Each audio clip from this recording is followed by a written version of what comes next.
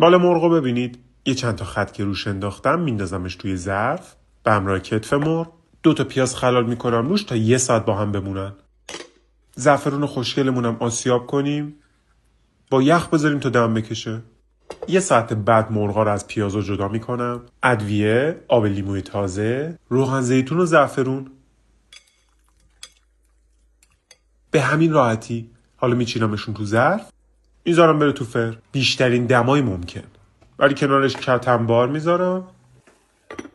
این سبزیجاتم سرخ میکنم. خیلی خوشمزه میشه.